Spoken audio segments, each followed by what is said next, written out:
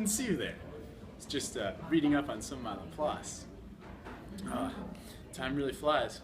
When I sat down, it was 3 o'clock, and oh geez, it's 6 over S. Huh. Where does the time go? The S domain. That's where. Well, while you're here, I'll tell you a little bit about LaPlace. The LaPlace transformation was invented by Pierre-Simon LaPlace, and is essentially a transfer function to take complex functions in the time domain into the S domain, essentially a complex exponential domain.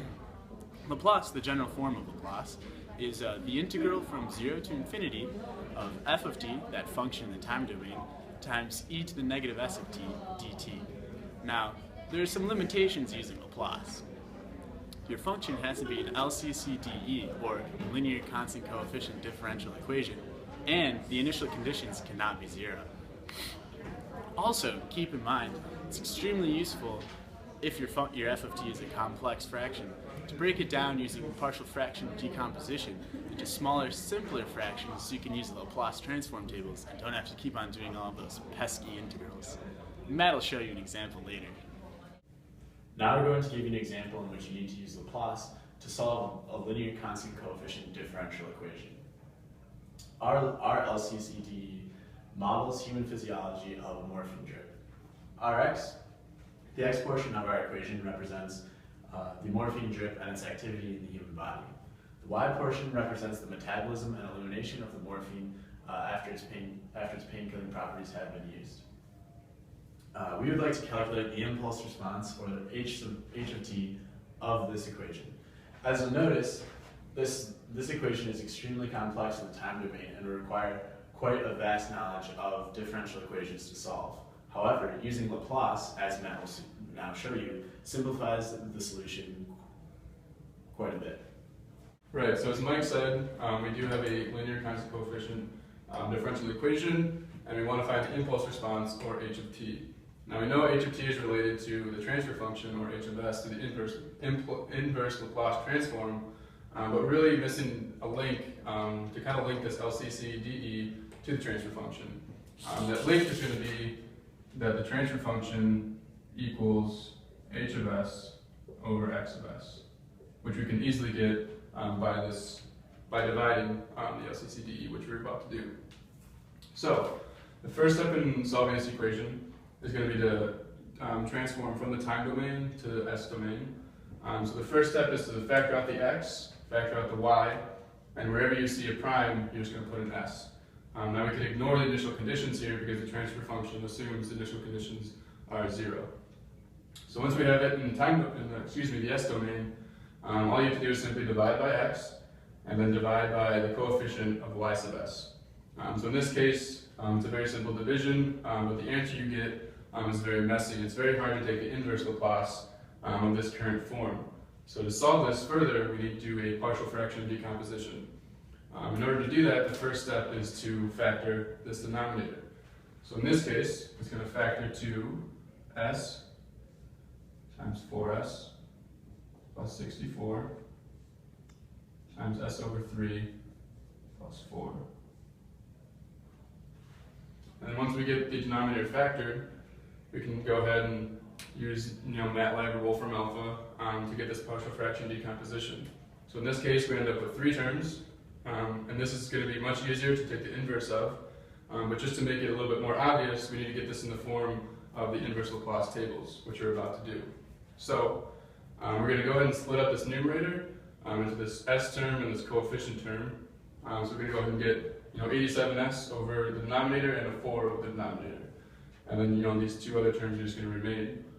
Again, one more simplification step is necessary. So we're going to go ahead and factor out this 87, and we're going to get s over s squared plus a squared. We can do that right from the table. We're going to get a over s squared plus a squared. Again, you can consult the table. And then you're going to get a coefficient, 1 over s, another coefficient, 1 over s plus a. Both of these forms we can also take right from the table. So the final step is to convert from s domain to time domain. So this s over s squared plus a squared becomes a cosine term. The a over s squared plus a squared becomes your sine term. 1 over s just simplifies the coefficient, and then this 1 over s plus a becomes this e to the negative at term. But we have to remember that this is a causal system. We therefore need to multiply this entire answer by the step response, u of t, and then this is going to be your final answer. So this entire thing is your impulse response.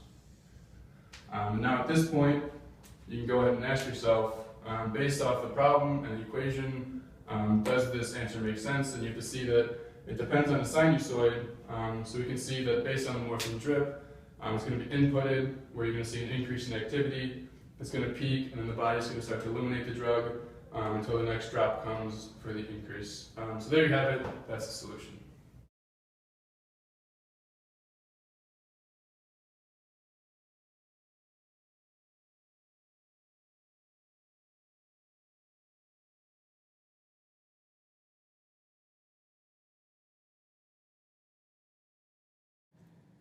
Okay, so thanks to Matt for giving us some insight on how the Laplace transform works and giving us a great example of it. And now we're going to go into more of a real-world example to show what bioengineers are using these equations and this knowledge to better themselves and make advancements in the medical field. So we're going to refer to a paper titled "The Phase Lagging Model of Brain Response to External Stimuli, Modeling of Single Action Potential." And this paper focuses mostly on the neuron and the impulses that they give and receive to control the brain and how it works. So we know the brain is an extremely important and very complicated part of physiology. Modeling the brain and its components has become an integral part of medicine and bioengineering a lot over the past few years. The knowledge of how it works is going to make a huge impact on what we do down the road and how we focus all of our intelligence.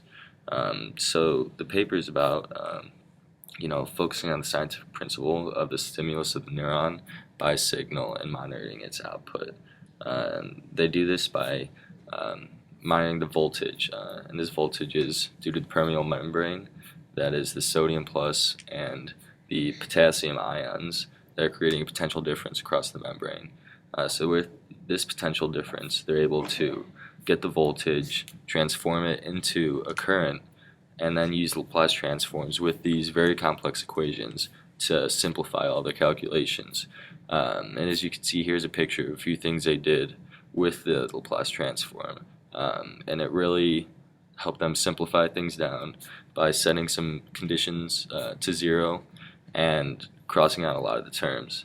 So you can see, just like in the example Matt did, how useful these equations were. And how powerful they are in different aspects if you look in different research papers.